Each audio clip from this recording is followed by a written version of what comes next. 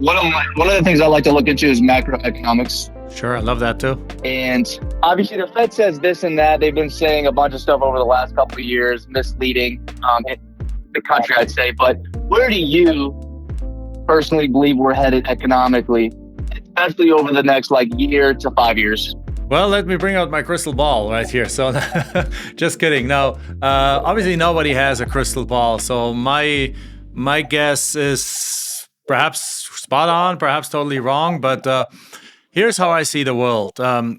We are definitely in a world where there's a lot of money circling the globe. As you know, like the fiat currency kind of world, there's pretty much very few, if any currencies around the world are backed by gold anymore.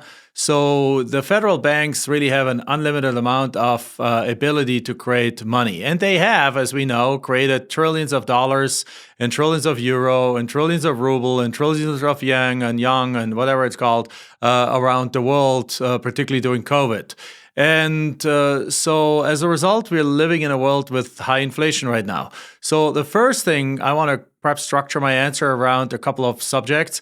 The first thing is I don't think we are going to see extremely low inflation rates anytime soon. Inflation is leveling off, and that's a good thing. But it's probably going to stay a bit higher than we are used to for at least a couple, 3 years. Because there's just too much money still floating around the world. That also means that probably interest rates are going to stay up higher for the next probably 2 years. I'm expecting them to start going back down about in the third year from now, and we're doing this like in March, April of 2023 here. So I would think through 2023 through 2024, we're going to still see higher interest rates, and I see them leveling off, going down again probably 2026. Now at the same time, I believe that we are in an accelerating cycle of booms and busts. Now, what I mean by that is that back in the days, when the money was dollar tied to the dollar, nobody had the ability to borrow crazy amounts of money to just do crazy stuff with it. And frenzies and big kind of like mass hysteria around certain subjects where everyone would invest in one thing just plainly did not exist or were not existing at the degree that they exist today.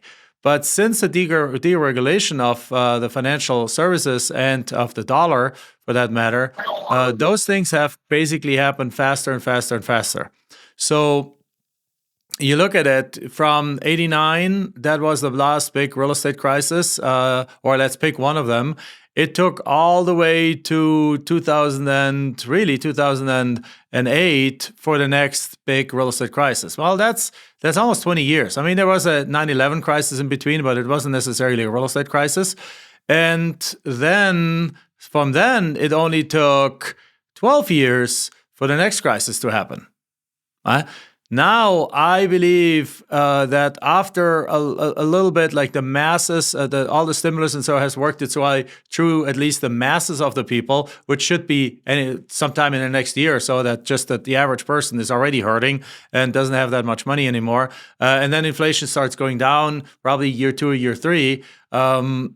The world is going to go on turbo boost again, and a lot of the same asset classes that have been seen as going up like crazy, like real estate, financial services, stock market, is probably going to go to another big boost. But this time, I think it's not going to last 20. It's not going to last 12 years. It's probably going to last 5 to 7 years.